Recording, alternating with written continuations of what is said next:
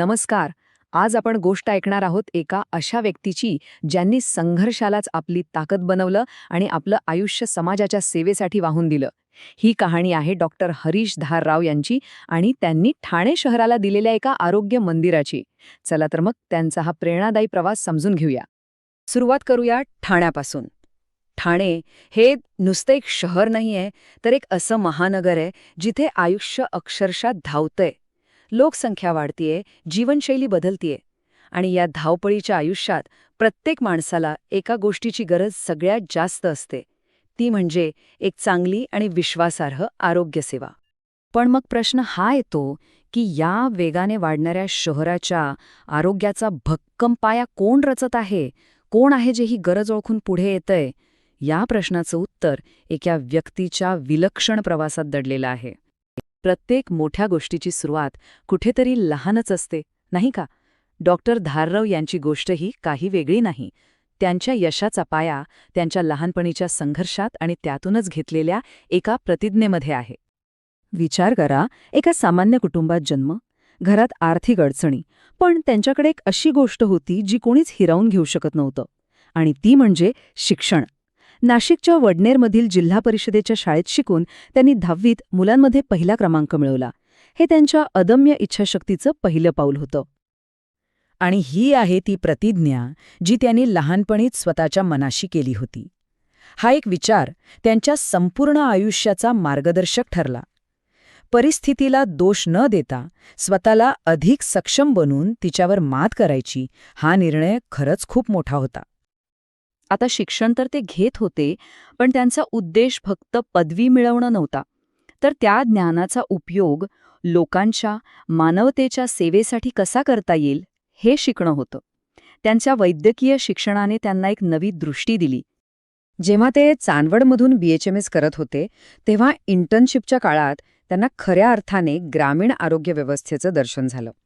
तिथल्या कमतरता, लोकांच्या गरजा, हे सगळं त्यांनी अगदीच जवळून अनुभवलं. आणि याच अनुभवाने त्यांच्या मनात एक विचार कायमचा कोरला गेला. आणि तो विचार होता की रुग्णांवर उपचार करणं हा फक्त एक व्यवसाय नाहीये, तर ती एक जबाबदारी आहे, मानवतेची जबाबदारी. हे एक वाक्य त्यांच्या कामाचा आत्मा बनलं आणि आजही त्यांच्या प्रत्येक निर्णयातून हेच तत्वज्ञान आपल्याला दिसतं. हेच तत्वज्ञान, हीच दृष्टी घेऊन डॉक्टर धारराव आपल्या कामाला लागले. आणि त्यांच्या या प्रवासाचा सर्वात मोठा टप्पा ठरला ठाणे शहर, जिथे त्यांनी ठाणेकरांसाठी एक आरोग्य मंदिरच उभं केलं. त्यांचा व्यावसायिक प्रवास सुरू झाला 2012मध्ये मुंबईतून. हळूहळू अनुभव आणि विश्वास कमावत ते बोरिवलीत एका हॉस्पिटलमध्ये भागीदार बनले. आणि मग आलं 2018 साल, जेव्हा त्यांनी ठाण्यात आपलं स्वतःचं स्वप्न साकार केलं, युनिव्हर्सल मल्टीस्पेशालिटी हॉस्पिटलच्या रूपाने. आणि हे हॉस्पिटल म्हणजे फक्त एक इमारत नाहीये, हे आहे ठाणेकरांसाठी एक विश्वास, एक आधार. इथे 30 बेड तर आहेतच, पण त्यासोबत आहेत गायनिकॉलॉजी, ऑर्थोपेडिक्स, जनरल सर्जरी आणि ICU सारख्या सर्व आधुनिक सुविधा. इतकंच नाही, तर डिजिटल एक्स-रे आणि टेलिकन्सल्टेशन सारख्या आधुनिक सेवांमुळे उपचारांना एक नवी गती मिळाली आहे. पण बघा, मोठमोठ्या सुविधांपेक्षाही जास्त महत्त्वाचं काय असतं? लोकांचा विश्वास. आणि तो विश्वास त्यांनी कसा जिंकला? तर कुशल डॉक्टरांच्या टीमने, सेवेला दिलेल्या माणुसकीच्या स्पर्शाने आणि वेळेवर निदान करण्याच्या वृत्तीने. म्हणूनच युनिव्हर्सल हॉस्पिटलने ठाणेकरांचा विश्वास जिंकला आणि त्याचीच पोचपावती म्हणजे त्यांना मिळालेला बेस्ट मल्टीस्पेशालिटी हॉस्पिटल पुरस्कार. डॉक्टर धारराव यांचं काम फक्त त्यांच्या हॉस्पिटलपुरतं मर्यादित नाहीये. खरं तर तिथूनच त्यांचं खरं काम सुरू होतं, कारण त्यांच्यासाठी आरोग्यसेवा ही एक व्यापक समाजसेवा आहे आणि या सेवेतूनच त्यांना खरा सन्मान मिळाला आहे. त्यांचं तेच तत्वज्ञान की आरोग्यसेवा ही समाजसेवा आहे, ते इथे दिसून येतं. मग ते आरोग्य शिबिरं असोत, महिलांसाठीचे खास जनजागृती कार्यक्रम असोत, ज्येष्ठ नागरिकांसाठी मोफत तपासणी असो किंवा गरजूंना दिलेला मदतीचा हात, या सगळ्यांतून त्यांचा समाजहित जपणारा दृष्टिकोन अगदी स्पष्ट दिसतो. म्हणूनच त्यांच्यासाठी यशाची व्याख्याच वेगळी आहे.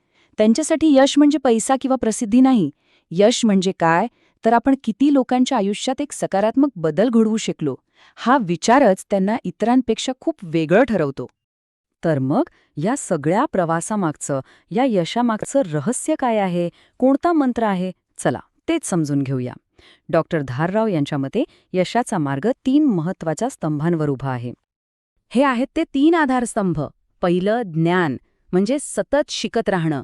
दुसरं कर्तव्यनिष्ठा, म्हणजे आपल्या कामाशी 100% प्रामाणिक राहणं. आणि तिसरं आणि सगळ्यात महत्वाचं, माणुसकी. माणुसकी कधीही न सोडणं. आणि याच 3 गोष्टींचा सार त्यांच्या या एका वाक्यात आहे. जिथे सेवा, तिथे सन्मान. जिथे माणुसकी, तिथे खरी संपत्ती. किती सोपं आणि किती खोल आहे हे, नाही का? शेवटी डॉक्टर हरीश धरराव यांची ही गोष्ट आपल्याला एकाच प्रश्नावर आणून सोडते, की एका व्यक्तीचं निस्वार्थ समर्पण आणि त्याची सेवावृत्ती संपूर्ण समाजासाठी किती मोठी प्रेरणा ठरू शकते, याचा विचार नक्की करा.